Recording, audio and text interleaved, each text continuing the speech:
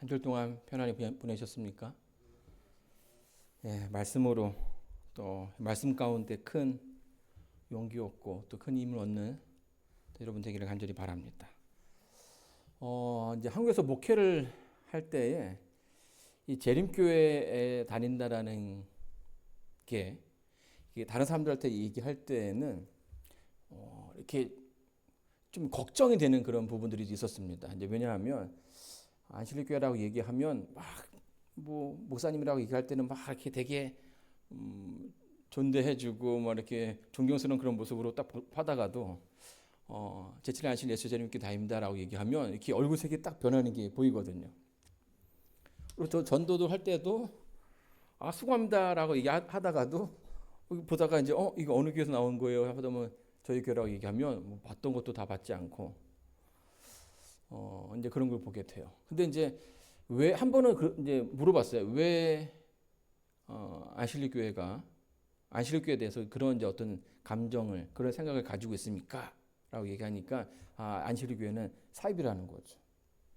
그때 이제 또 놀라운 것은 어떤 때는 이제 성경책을 이제 들고 가면 아니 재림교회도 성경책 봐요 이렇게 얘기하는 사람들도 있어요.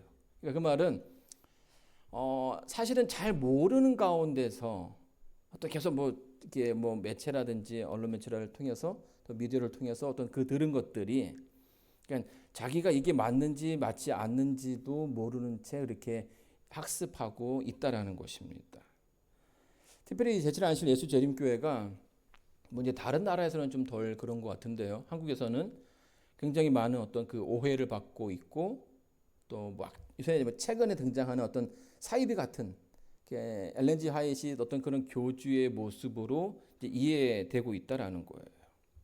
자, 그런데 저희가 이제 금요일 저녁마다 이렇게 좀 공부했을 때에 제칠 안실 예수 재림교회의 어떤 그 진리들, 어떤 교리들은 그냥 누구 한 사람에 의해서 만들어진 그런 교리가 아니라 아주 그 당시에 성경을 잘 알고 있는 성경을 탐구하는 그런 학자들 또 그런 성도들에 의해서 성경을 연구한 그 끝에 만들어진 그런 교리라는 것을 알게 되고요. 자세히 보게 되면 우리만 가지고 있는 그런 진리가 크게 많지 않습니다. 다 이렇게 전체의 개신교를 보게 되면 그 개신교 안에 있는 교리들 가운데 이렇게 성경을 통해서 확증된 것들을 가져온 그런 모습들을 좀 보게 되죠. 아마 조금 더 좀 특별하다라고 얘기한다면 이제 그 가운데 성소 기별을 우리가 더 먼저 알고 있다. 이제 그 정도인 것입니다. 그래서 왜 이제 이런 어떤 오해를 받게 되었나라고 했을 때에 뭐 여러 가지 많은 이유들이 있습니다. 그 중에 하나는 한국에 그 재림교회가 들어왔을 때에 그 재림교회의 어떤 그 전도 활동의 주된 그 대상은 하나님을 알지 못하는 대상이 아니었다라는 거예요. 그러니까 기존에 개신교를 잘 다니고 있는 사람들을 대상으로 한 경우가 많았죠. 이제 성경을 공부하다 보면 어떻습니까? 저희가 말하는 것들이 다 성경에 있는 내용들이니까 공부하면 틀리지 않다라는 것을 이제 알게 되는 거죠. 그래서 한 100년 전에 뭐 이제 선교사들이 또 어떤 목사님들이 계속 이렇게 순회하면서 했을 때에 때로는 교회 전체가 막 넘어오기도 하고 교인들이 막 넘어오는 그런 모습들을 보면서 이제 개신교 쪽에서는 굉장히 좀 뭐랄까요 위기감을 느끼게 되었죠. 그래서 절대로 안실리 교인이랑은 말도 하지 마라 이렇게 하는 그런 어떤 어떤 지시들이 내려오게 되었습니다. 그래서 이제 그러다 보니까 이제 그런 개신교 사이에서 안실리 교회 어떤 그 모습이 이제 오해를 받게 되었고, 그래서 이제 그런 오해들이 계속해서 이제 지금까지 이어오게 된 것이죠. 또 한편으로는 저희가 이제 그 엘렌지 하이트의 글을 바라보는 어떤 그 시선에도 조금은 미흡한 부분이 있지 않았나 하는 생각을 좀 해보게 됩니다. 우리가 이제 성경을 이해할 때에는 성경이 어떻게 쓰여졌는가에 대해서는 두 가지 모습으로 저희가 학습을 해왔습니다. 하나는 뭐냐면 축자 영감이죠. 축자 영감. 이 이 축자 영감은 뭘 말합니까? 성경에 있는 글자 하나하나가 하나님께서 우리에게 주신 것들이다. 그래서 이 성경에 1.1핵이라도 없어져서는 안 된다. 이렇게 얘기를 하는 것이에요. 그래서 이 성경 그 자체가 영감이 있는 것이라고 이야기하는 거죠. 또 하나는요, 사상 영감으로 성경을 설명합니다. 그건 뭐냐면 성경이 하나님께서 이 성경에 있는 그 내용들을 성경의 그 사람들에게, 그러니까 이 성경을 썼던 사람들에게 딕테이션, 받아쓰기처럼 내가 읽어주면 너는 그냥 그걸 써라 이렇게 한 것이 아니라 하나님께서 그들에게 비전을 보여주시고요. 그 비전에 대해서 그 비전을 본 사람들이 자기의 문체로 그것을 기술해 나갔다라는 거예요. 그래서 성경을 보게 되면 뭐 이 각 66권의 그 책들이 다 같은 문체, 같은 어법으로 쓰여진 것이 아니라 어떤 책은 좀 어떤 그 학문 잘 배운 사람이 썼던 고등 어떤 그 문체로 썼고 어떤 사람은 또 좀 그렇지 않아 가지고 그냥 평범한 어투로 이렇게 성경을 기술했던 것들을 좀 보게 되는 것이죠. 그래서 저희는 축자 영감보다는 사상 영감 쪽에 가깝습니다. 물론 이제 예수님께서 직접 얘기하신 부분들, 또 하나님께서 직접 언급하신 부분들에 대해서는 이제 그 가치를 인정하지만 전체적으로는 어떻게 해요?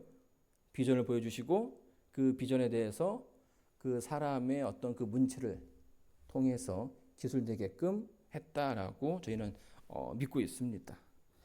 자, 그런데 저희 그 재림교회사를 보게 되면 초창기에 이 엘렌 G 화이트의 어떤 그 글을 축자 영감으로 받아들였던 사람들이 있었다라는 거예요. 그러니까 성경의 말씀과 같다. 그래서 하나님께서 그 이 글자 엘렌 G 화이트 썼던 어떤 글자 하나하나가 다 영감으로 된 것이기 때문에 그 가치를 이렇게 높여, 그러니까 성경과 비등하다, 같다라고 생각을 했던 것이죠. 근데 재림교회의 어떤 그 교리들이 형성된 모습들을 보게 되면 결코 그렇게 형성되지 않았다라는 거예요. 제가 말씀드렸던 것처럼 학자들이, 성도들이 연구를 통해서 어떤 그 결과에 도달하게 되면 그 다음에 이제 엘렌 G 화이트를 통해서 그에게 비전을 주시고 하나님께서 그것이 맞다라고 인정해 주는 그런 모습으로 갔다라는 거예요. 그런데 중간중간에 이렇게 이 성경의 말씀보다 때로는 위에 두는 사람들, 이제 약간 좀 급진적인 그런 모습을 가진 분들 때문에 이제 다른 사람들에게 이제 오해를 주는 경우가 있어 왔다라는 거예요. 뭐 예를 들면 이제 그런 거죠. 우리가 막 어떤 성경의 어떤 그 내용들에 대해서 토론을 할 때에 딱 그 토론을 딱 끝내는 한 문장이 있습니다.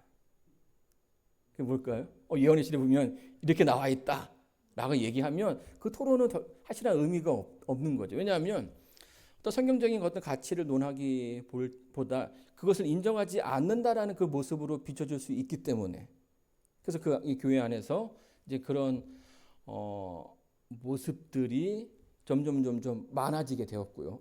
그것이 뭐 이제 교회 생활뿐만 아니라 학계에서도 이제 뭐 재림교회에 있는 학계에서도 그 엘렌 G 화이트 어떤 그 비중이 굉장히 컸다라는 거예요.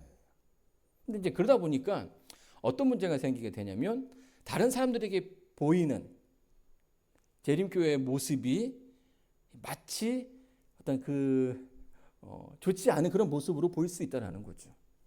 저기는 성경의 어떤 그 연구를 통해서 결과들을 도출해내는 것이 아니라 엘렌 G 화이트이 맞다 하면 맞는 거고 아니다 하면 아닌 것처럼 되어버린 그런 상황으로 오게 된 것이에요.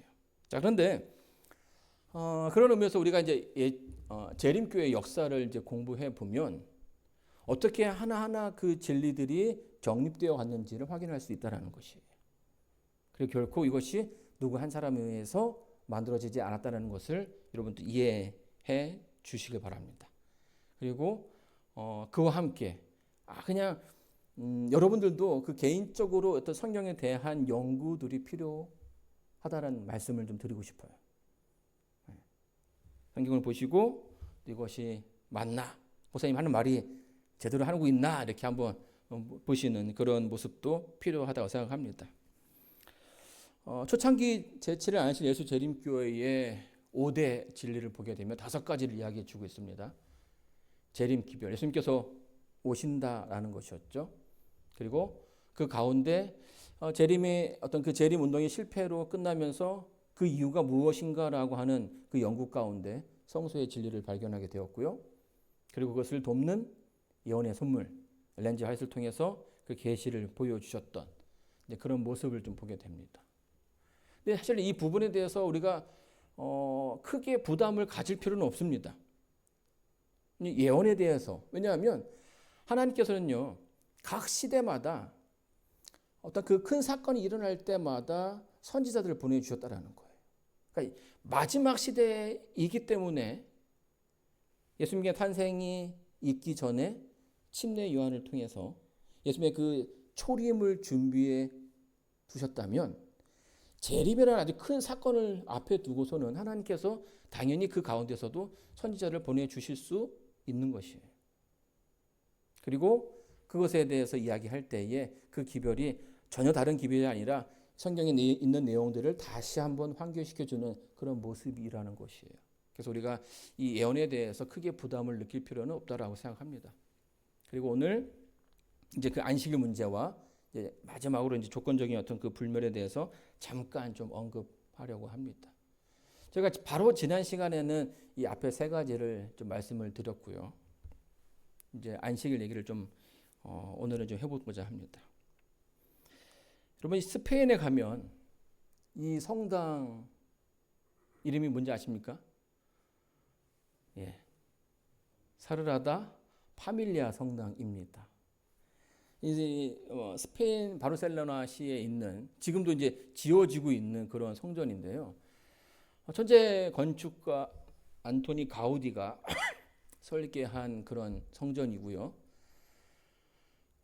그 사후 가우디가 죽은 뒤 100년 후에 이 성당이 완공되게끔 진행을 하고 있습니다. 그게 언제냐면 2026년이에요. 내년이면은 이제 완공될 예정인데 뭐 팬데믹도 있고 해가지고 어떤 그 기한이 뭐 30년, 32년까지 뭐 연장된다라고 이야기합니다. 자, 근데요, 여러분, 이 성당이 지어지는데 들어간 돈이 얼마나 될까요? 네? 얼마나 될까요?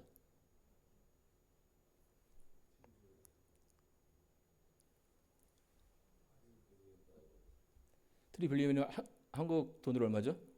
빌리언이면 조가 되나 조? 네.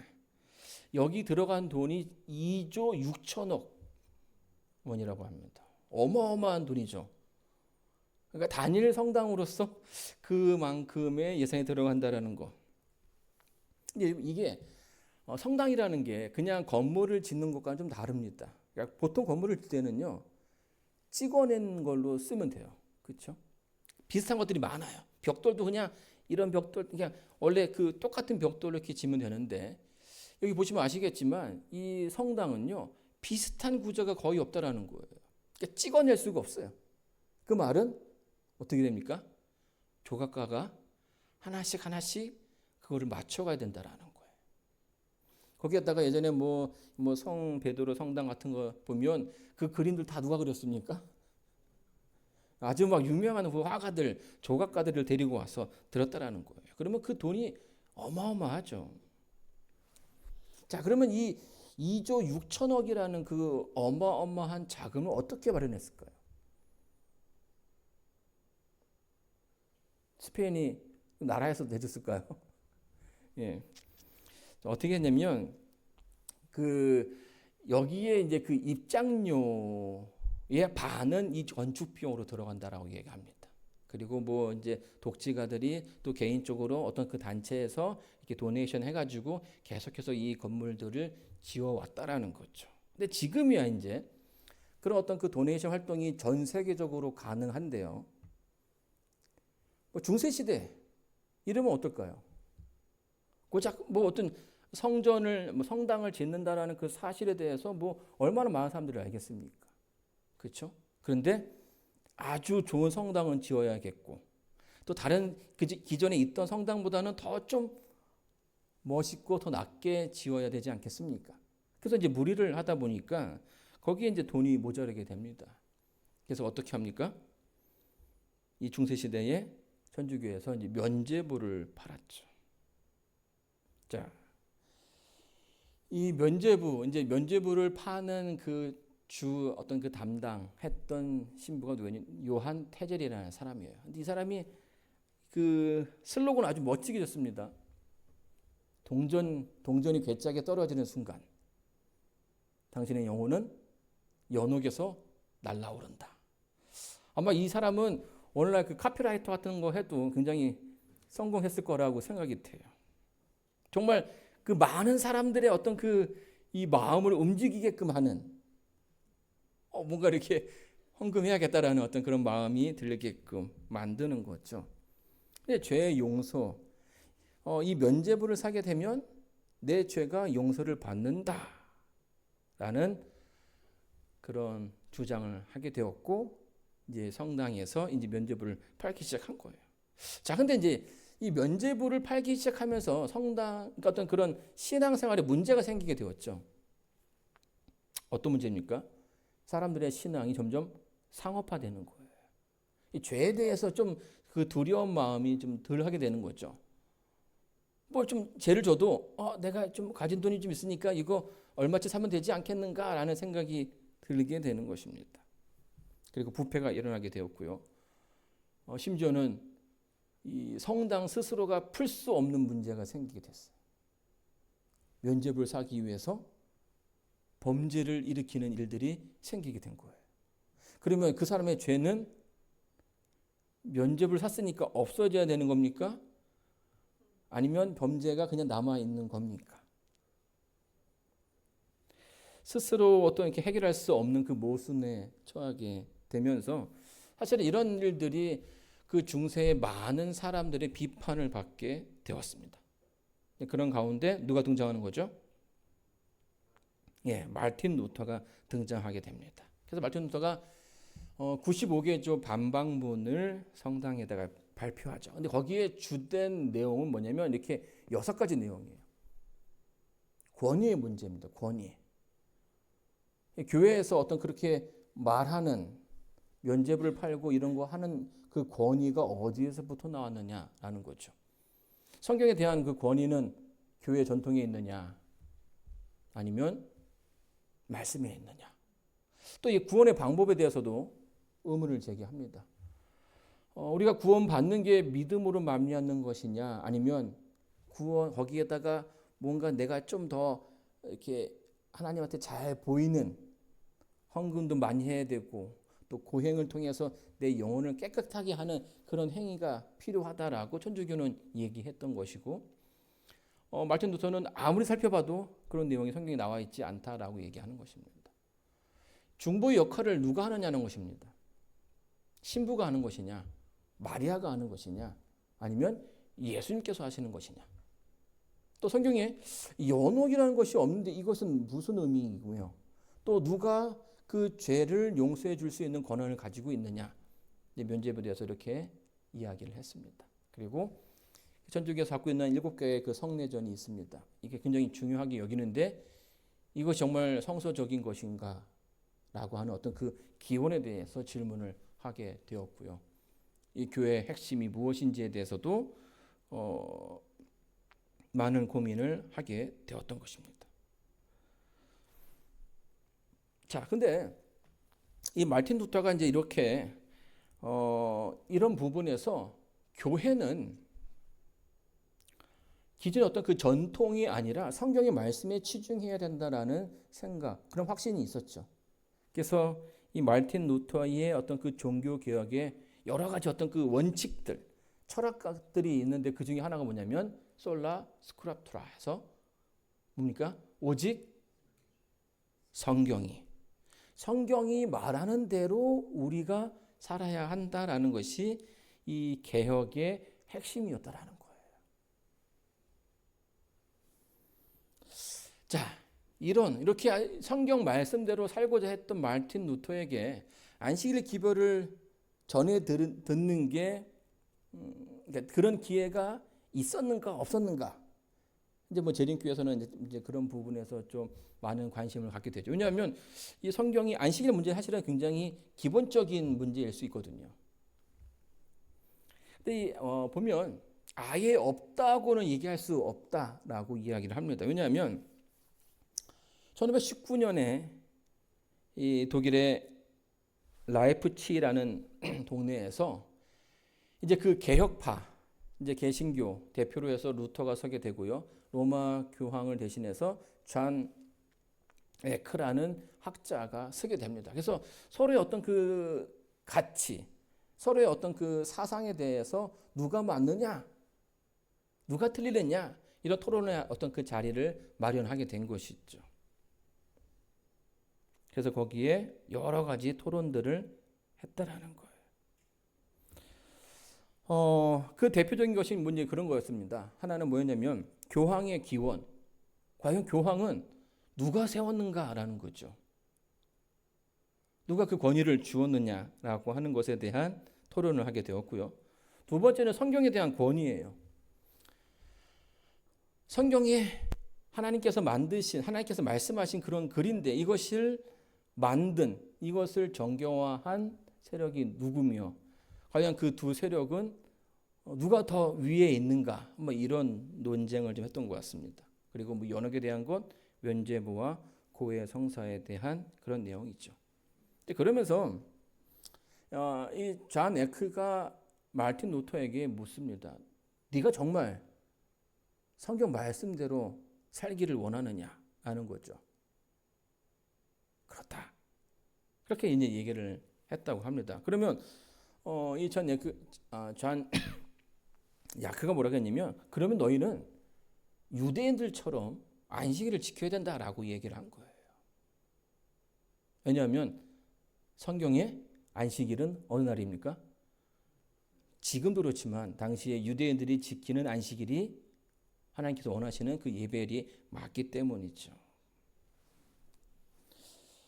그러나 천주교는 입장이 좀 다릅니다. 천주교는 그 교리 문도서에 보게 되면 안식일이 어느 날인가라고 질문했을 때에 천주교는 뭐라고 얘기하는지 아십니까? 토요일이 안식일이다라고 얘기를 합니다. 자, 그러면 왜 그들은 토요일이 아니라 일요일 날 예배를 드리는 것일까요? 예, 교회의 권위로, 교황의 권위로 그 안식일의 신성성을 일요일로 바꿨다라고 이야기해 주는 것이에요. 아시는 것처럼 이 364년 라우디게아 종교회의에서 이 주일 예배가 이제 결정이 됩니다. 근데 여러분 아시는 것처럼 천주교회는요, 십계명을 바꿨죠. 그래서 아무리 봐도 이게 너무 어색한 거예요. 우상을 만들지 말라 하는 그 계명을 삭제해 버립니다. 해버리고요. 안식일을 지키라는 그 계명을 안식일에서 뭘로 바꿨죠? 주일로 바꿨어요. 이렇게 바꾸고 빼고 하니까 십계명이 뭐가 됐습니까? 9개가 돼버린 거예요. 근데 9개로는 될 수 없으니까 어떻게 합니까? 맨 마지막에 있는 내 아내와 다른 사람의 아내와 이웃의 그 소유를 담대지 말라는 그 부분을 둘로 나누게 됐습니다. 그래서 10개의 어떤 구색을 맞추게 된 거죠. 근데 여러분, 왜 이게 가능할까요? 그러니까 우리가 생각할 때에는 하나님께서 주신 그 십계명을 어떻게 바꿀 수 있지? 라고 생각하는데 천주교는 그거를 바꿨다라는 거예요. 이게 어떻게 가능할까요? 우리가 보기에는 권위에 대한 도전처럼 보여지는데요.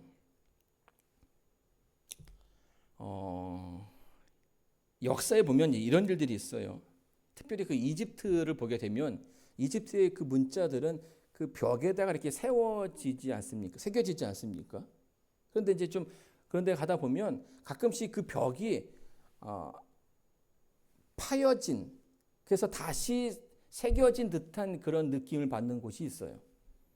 그래서 이제 학자들이 보게 되면 원래 다른 기록이 거기에 있었는데 왕이 바뀌거나 그 후대에 그 왕이 했던 그런 치적들, 그 왕과는 좀 다른 편에 있던 그런 관계일 수도 있고요. 그러니까 그 전 왕의 어떤 그 사상이 마음에 들지 않았을 때에는 어떻게 합니까? 그거를 뭐 하는 거예요? 예, 파버리는 거죠. 다시 평면으로 만들어 가지고 다시 그 안에다가 새겨 넣는 거예요. 그러니까 이게 가능한 것은 나름 그 권위가 같다라는 생각을 하고 있다라는 거예요. 가톨릭이 어떻게 하나님의 계명인 십계명을 없애고 늘리고 바꾸고 할 수 있는가라고 했을 때에 그들은 교회가 이 성경을 바꿀 수 있는 그런 권위를 가지고 있다라고 생각한다라는 것입니다. 여러분, 이 구약 성경이 정해질 때는요, 이 구약의 성경이 총 몇 권입니까? 66권이죠. 구약이 39권이고요. 신약이 27권입니다. 근데 이제 구약 같은 경우에는요, 이미 어떤 유대인들의 그 전통에 의해서 무엇이 정경, 그러니까 성경이다라고 하는 그런 그 의견들이 이미 오랜 시간 동안 이렇게 정해져 왔었고요. 그것을 AD 90년에 얌니아라고 하는데, 지금의 어떤 그 야브네라고 하는 그 지역에서 유대 랍비들이 모여서 결의를 했습니다. 그래서 약간 좀 개신교와 좀 관계를 단절하고 구약 성경이 무엇이다라고 하는 그거를 아예 그냥 딱 나름 그들의 어떤 그 룰로 정해버린 거죠. 물론 이제 그 당시는 이게 총 29권이 아니었다라고 이야기합니다. 근데 이제 왜냐하면 뭐 열왕기 상하, 역대 상하 이런 것들은 그냥 한 권으로 취급을 했고, 느헤미야와 에스더도 이렇게 한 권으로 되었다라고 이야기해요. 그래서 24권이라고 이야기하지만 실상은 39권. 지금의 어떤 그 구약 성경 목록을 쭉 이렇게 갖게 된 것이죠. 자, 그렇다면 신약은 어떻게 신약 성경으로 정해졌을까요?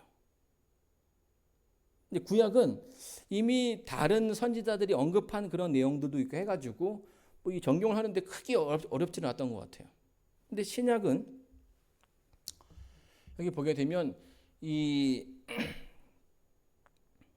그 당시에 이것도 이제 교회 연합, 그 교회의 주교들이 모여서 이렇게 결의를 하게 됩니다. 근데 뭐 그렇다고 해서 아무 성경을 넣을 수 없는 거죠. 사도성. 그러니까 예수님의 말씀을 가장 가까운 거리에서 들었던 사람들의 글을 그들이 성경으로 인정을 했던 것입니다. 그래서 뭐 사도 바울, 예수님을 직접 만나지 않았지만 또 그분께로부터 부르심을 받았던 사도의 역할을 인정해 줘서 사도 바울 이렇게 포함해서 성경이 들어가게 되었고요. 또 그것이 하나님의 직접적인 말씀을 가지고 있는가, 그런 내용들이 들어가 있고요. 또 어느 지역에서만 읽혀지는 그런 책이 아니라 보편적으로 그 신약 시대에 수많은 그 로마의 지역에 읽혀진 하나님 말씀으로 이렇게 보편적으로 읽혀진 그 책들을 가운데 후보를 정했다라고 얘기합니다. 그리고 그 책의 영감성에 대해서 그걸 보고선 결국 결정한 거죠. 그래서 신약 성경을 보게 되면 예수님께서 직접 그 말씀을 들었던 사람들의 글을 성경이라고 인정하는 모습을 보게 됩니다. 근데 이제 이거를 총틀어서 뭐라고 얘기하냐면 정경이라고 얘기하죠. 근데 이제 정경 말고 외경이 있습니다. 외경. 자, 외경은 뭘까요? 그러니까 이 정경까지는 안 되지만 신학적인 어떤 그 가치, 그러니까 예수님의 어떤 그 그리스도인의 어떤 그 사상을 담겨진 책들을 외경이라고 합니다. 성경 외에 있는 그 책들. 그래서 뭐 요한의 제자가 썼던 그 제가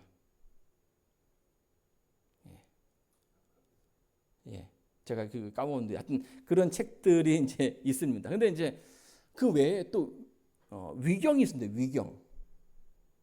위경은 뭡니까? 위경은 거짓 위자를 써서요. 정말 말도 안 되는 그런 내용들을 담고 있습니다. 예를 들면 예수님의 그 제자 가운데 가장 훌륭한 제자가 누구냐라고 했을 때에 유다라고 하는 가룟 유다가 예수님의 어떤 그 사역을 도왔던 가장 많이 도왔던 사람이라고 쓰여진 책도 있고요. 또 어떤 책은 예수님이 거기 결혼을 했다. 그래서 이제 뭐 아들이 있다, 뭐 딸이 있다, 뭐 이제 이런 내용들을 갖고 있는 내용도 있습니다. 그래서 기독교의 기별과 맞지 않기 때문에 아예 그냥 이렇게 따로 이제 위경이라고 하는데요. 학자들이 그 위경도 이렇게 좀 보는 이유는 뭐 이제 그 내용을 보는 게 아니라 이미 이 헬라어가 지금 이제 보통 2000년 전에 쓰여진 거 아니겠습니까? 성경에 쓰여진 헬라어가.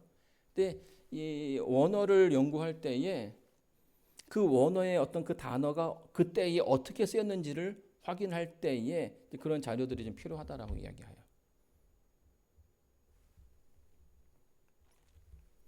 자, 그런데 이 정경을 만드는 게 누가 했다고요? 그 각 교회의 교부들, 감독들이 모여서 이 신약 성경의 정경성을 인정한 거죠. 그래서 카톨릭은 뭐라고 얘기하는 거예요? 봐라, 교회가 성경을 성경으로 이야기했다. 성경의 성경성을 인정했다. 누가 하시는 거예요? 하나님께서 할 수 있는 일을 교회가 했다라고 이야기하는 거예요. 그러니 교회의 전통은 또 교황의 권위는 이 성경의 권위와 같다라고 이야기하는 거예요. 물론 이제 개신교에서는 이제 다르게 얘기합니다. 우리가 성경의 말씀이 하나님의 영감으로 쓰여진 것처럼 그것이 단순하게 그 기자들에게만 주어진 것이 아니라는 거죠. 성경을 모아서 이것을 정경화하는 데에도 성령께서 역사하셨고 또 오늘날 우리가 성경을 읽을 때에도 우리가 그 마음 가운데 그 뜨거움을 경험하게 되는 이유는 그것이 그냥 책을 읽는 것이 아니라 그 가운데 역사하시는 성령 하나님의 임재를 우리가 느끼기 때문이라는 거예요. 그러니까 그 가운데서도 성령의 사역이 필요하다라는 거예요. 이 모든 것들 그것이 너희가 한 게 아니라 교회가 한 게 아니라 성령께서 하신 거다라고 이제 개신교는 얘기를 한 거죠. 그래서 뭐 이렇게 된 거예요. 그래서 이제 서로 뭐 이제 누가 맞다 이렇게 얘기하는데 그 가운데 존 야크가 그 얘기를 한 거죠. 그렇다면 너희들 정말 성경 말씀대로 살아가야 한다면 왜 안식일을 지키지 않느냐? 라고 얘기를 합니다. 사실은 근데 그 당시에 이 안식일은요 굉장히 뭐 크게 중요한 것은 아니었던 것 같아요. 사도 그 마르틴 루터에게 있어서 다른 것에 치중하다 보니까 그리고 이 안식일에 대한 이해가 많이 부족했죠. 그럴 수밖에 없는 게 안식일에 대한 그 역사를 보게 되면 이게 오랜 시간 동안 아주 조금씩 바뀌어져 온 것을 확인하게 됩니다. 그리고 이거 나중에는요 이 사람들이 일요일이 안식일로 오해했다라는 거예요. 자, AD 70년에 로마가 예루살렘을 멸망을 시킵니다. 이 뒤에 장면은 어떤 장면입니까? 예루살렘 성전에 있던 기명들, 금촛대라든지 그 안에 있는 기명들을 이렇게 가져간 기념을 그 로마의 그 개선문에다가 이렇게 새겨놓은 그런 장면입니다. 근데 로마가요, 웬만하면 이제 그 지역에 있는 종교들을 잘 이렇게 존중해주고 그들의 어떤 신앙을 인정해줬단 말입니다. 근데 계속 유대인들이 어떻게 해요? 반란을 일으키고 그 안에서 어떤 그 정치인들 보내고 관리를 보내면 관리들을 굉장히 어렵게 만드는 거예요. 그래서 이러면 안 되겠다 해가지고 이제 유대인들을 아예 이렇게 함락시키고자 결정을 한 거죠. 근데 이제 이런 분위기가 일어나게 되니까 당연히 기독교인들이 굉장히 많은 긴장을 했습니다. 잘못을 일으킨 건 누구예요? 유대인인데 이 유대인의 모습과 기독교인의 모습이 굉장히 비슷하잖아요. 그렇죠? 여러분 저희가 그 팬데믹 때 그런 경험을 했잖아요. 이 바이러스가 어디서부터 왔다고 얘기합니까? 예, 중국으로부터 왔다고 하는 그런 얘기들이 막 미국에 퍼지기 시작하면서 갑자기 이게 아시안 혐오로 막 물결이 막 흘러가는 거예요. 그래서 그러다 보니까 한국 사람들, 한국 그 커뮤니티에서는 어떤 모습이 나왔냐면 나갈 때마다 이 태극기라도 태극기 모자라도 쓰고 가야 되는지 아니면 I am Korean이라고 글 써 있는 글자라도 뭐 이렇게 새겨서 가야 되는지 뭐 이런 고민들을 많이 했다라는 겁니다. 뭐 하기 싫은 거예요? 같은 모습으로 보기가 싫은 거죠. 왜냐하면 여차하면 그 흐름 가운데서 내가 이제 큰 위험을 당할 수 있으니까. 근데 이제 이런 모습들이 그 시대에 됐었던 겁니다. 로마라는 나라가 유대인이라는 것에 대해서 굉장히 어떤 좀 마음의 어떤 그 부담을 갖고 있었고 어떻게 하면 이제 그들을 좀 이렇게 그 나라를 아예 없앴기 때문에 그런 감정들이 고스란히 그 남아 있었다라는 거예요. 근데 안식일 예배를 드리는 것이 그들에게 가장 큰 특징인데 그 똑같게 예배를 드리는 이들이 있었다는 거죠. 그래서 이 기독교를 그러니까 유대인이 아닌 기독교를 따르는 사람들 사이에서 야, 이러다가 우리도 큰일 나겠다라는 생각이 들어버린 거예요. 그래서 어떻게 합니까? 우리는 일요일도 예배를 드린다. 그래서 이제 두 날을 같이 예배 드리는 그런 모습으로 바뀌게 됐다라는 거예요. 네. 둘 다 예배를 드리고 있다가 한 AD 한 300년쯤 돼서는 어떻게 하냐면 한쪽 그 로마에서는 안식일 예배가 이렇게 사라져 버려요. 거기에다가 로마 황제가 일요일 날 쉬어라라는 어떤 그 법령이 내려지면서 그런 모습은 더욱더 빠르게 진행이 되었죠. 그래서 이 뭐 1500년도에 쓰였던 그 변증서에 보게 되면 그 당시에 그 기독교인들이 안식일과 일요일 주일에 그러니까 같이 예배드렸다는 그런 내용들이 나와요.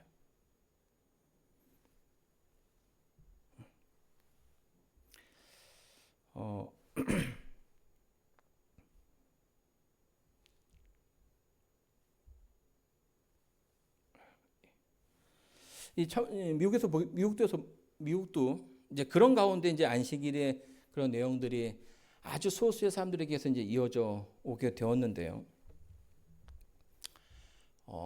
사실은 그 안식일이 그러니까 대부분 많은 사람들은요, 기독교인들은 성경을 자세히 알지 못했죠. 그래서 일요일이 안식일이다라고 생각하는 사람들이 굉장히 많았어요. 1860년대에 미국에서 일요일 휴업령이 법령으로 정해질 뻔한 적이 있습니다. 이 블레어 법안이라고 얘기하는데요. 이제 개신교에 있는 사람들이 이 법안을 해서 일요일 날 모두가 다 쉴 수 있게 하자 이런 법령이었어요. 근데 이제 그 내용들을 자세히 보면 그들의 그 법령 가운데 내세웠던 정신은 뭐냐면 안식일을 잘 지키자라는 거였어요. 그러니까 주일을 잘 지키자는 것이 아니라 안식일을 잘 지키자. 그러니까 사실은 이 안식일과 주일의 어떤 그런 개념이 모호합니다. 모호했다는 것이에요. 그러니까 지금도 보게 되면 천주교는 아주 확실하게 얘기합니다. 왜 우리가 일요일날 예배를 드리는가? 안식일이 맞다. 토요일이 맞다. 근데 우리는 교회의 권위로 그 날짜를 바꾼 거다. 근데 이제 개신교는 그것에 대한 어떤 그 주장이 좀 달라요. 다 달라. 다 다르고 약간 좀 빈약한 모습을 보게 됩니다. 어떤 사람은 부활을 지키기 위해서라고 얘기하기도 하고요. 또 옛 언약이 사라졌다. 그래서 우리가 새 언약 하면서 또 주의 날 뭐 이런 내용들을 이렇게 갖다 붙여서 설명을 한다라는 거죠. 미국에 처음 안식일이 전해지게 된 것은 여러분 아시는 것처럼 이 종교 개혁 가운데 제세례파가 있었고요. 그 제세례파에서 안식일을 지키는 무리들이 있었어요. 근데 이제 이 제세례파가 당시에 그 종교 개혁을 이끌었던 그 무리들의 주류는 아니었던 것 같아요. 오히려 이 제세례파가 굉장히 많은 박해를 받게 됩니다. 마틴 루터도 이 제세례파를 공경을 했어요. 왜냐하면 말틴 루터가 종교 개혁을 했지만 그 종교 개혁의 그러니까 그들이 원했던 종교 개혁의 원칙은 커다란 어떤 그 큰 시스템을 유지하는 거예요. 거기서 나와서 새롭게 하자는 것이 아니라 그 안을 바꿔서 그 어떤 시스템 안에 들어가 있는 것을 원하는데 이제 제세례파는 어떤 국가의 어떤 그 권위에 대해서도 좀 다른 입장이었고 그래서 국가의 권력과 이렇게 분리되는 정치와 상관없는 그런 존재로 남자라고 했던 거죠. 근데 주류가 아니었다라는 거예요. 그래서 이제 그런 안식일, 제세례파, 세븐스데이, 침례교 이렇게 이런 식으로 이제 명맥을 이어오다가 영국에서 이제 제7일 침례교가 이렇게 시작을 하게 됐죠. 그리고 청교도 혁명 가운데 많은 그리스도인들이 미국으로 넘어오지 않습니까? 근데 그 가운데 누가 온 거예요? 제7일 침례교회 성도들도 이제 여기 왔던 거죠. 근데 이 제7일 침례교회 처음에 미국에 이제 등장하는 그 모습들 보게 되면 저희들이 그 경험하는 어떤 그 박해의 모습과 굉장히 비슷합니다. 그러니까 어디에서나 잘 끼지 못하는 거예요. 워낙 그 주일과 안식일의 그 차이가 극명하기 때문에 그리고 그 당시는 좀 더 심했겠죠. 그 주에서 허락하는 교회에만 다닐 수가 있게 하는 데가 많았어요. 그래서 제7일 침례교가 설 수 있는 데가 많지 않았는데 유일하게 교파와 상관없이 그것을 허락해 주는 데가 있었는데 그게 어디냐면 로드 아일랜드 이쪽 지역에 있는 지역에서 그것을 이제 허용해 준 거죠. 그래서 거기에서 이제 모여서 살기 시작한 거고 그러면서 그 지역에 제7일 침례교회 성도들이 꽤 많이 있었습니다. 그래서 이제 재림교사를 보게 되면 이 1844년경에 이 프레들릭 휠리라고 해서 뉴욕의 이 교회에 뉴욕 교회의 워싱턴 교회에 담임하고 있는 목사였습니다.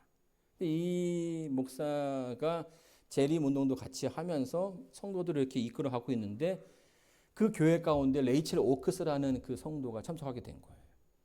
근데 이 성도가 어디 출신이냐면 제7일 침례교 출신인 거예요. 그래서 이제 그 부분에 대해서 담임 목사에게 얘기한 거죠. 성경에 보면 안식일이라는 개념이 있다. 근데 이제 보니까 어때요? 너무나 그 기별이 분명하고 맞는 거죠. 그래서 이 목사님이 그 안식일을 이때부터 이제 지키기 시작했어요. 그러니까 종교 그 재림 운동이 막 진행되고 있는 그 중간에. 근데 이게 왜 큰 어떤 그 움직임을 가지지 못했느냐 하면 이미 그 재림 운동이라는 것 자체가 여러 많은 교파들이 포함된 거 아닙니까? 그렇죠? 서로 다른 어떤 교리를 갖고 있는 모임이 만나게 된 거예요. 근데 뭐 오늘날 같으면 네가 맞다 내가 맞다 막 이렇게 싸우냐고 정신 없을 텐데 이때에는 그런 모습이 보이지 않는 거죠. 그 이거 뭡니까? 예수님이 지금 곧 오실 건데, 네, 재림이 곧 있을 건데 우리끼리 싸울 필요가 없는 거죠.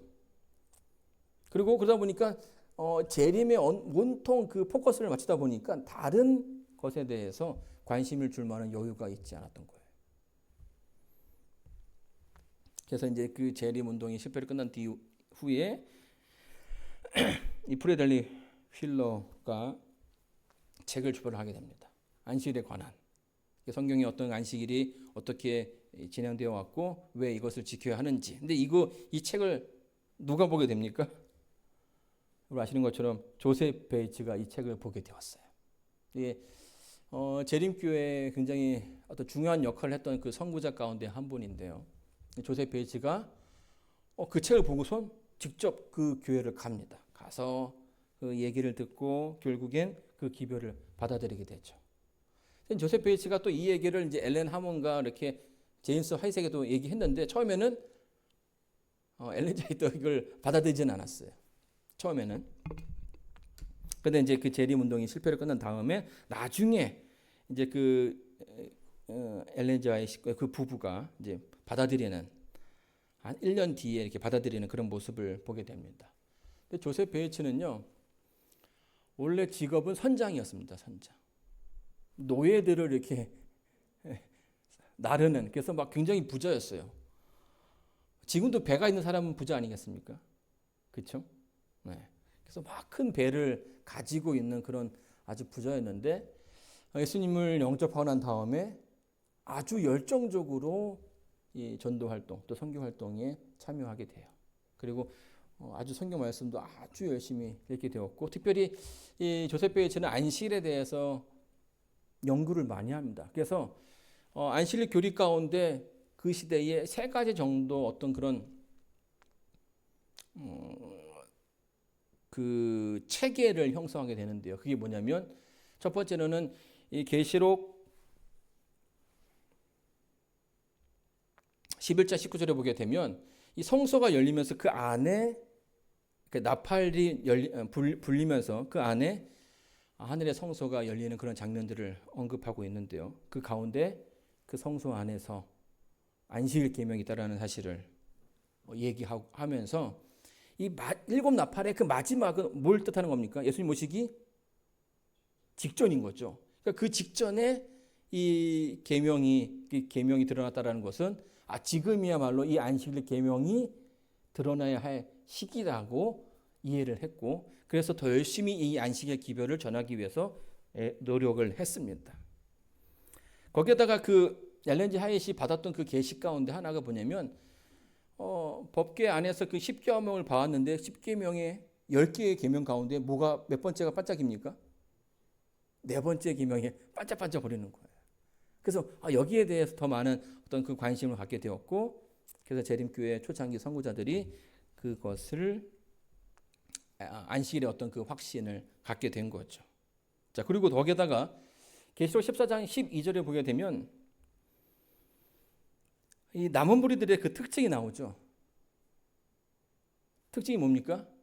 하나님의 계명과 예수의 증거를 가진 자들이다. 근데 이제 그 당시에 우리 선조들은 이 하나님의 계명에 대한 초점이 더 강했죠.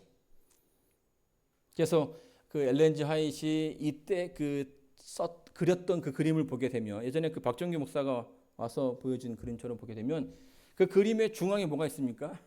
십자가가 딱 있는 그런 모습을 보게 돼요. 근데 하나를 강조하다 보면 다른 하나가 좀 약해지게 되거든요. 근데 성경이 하나님의 계명과 예수의 믿음 이 두 가지를 이렇게 하고 있는데 하나를 강조하다 보니까 약간 그 믿음에 대해서 그 시대에 이렇게 좀 덜 강조하는 그런 모습을 보이게 되었습니다. 그래서 나중에 물론 1888년에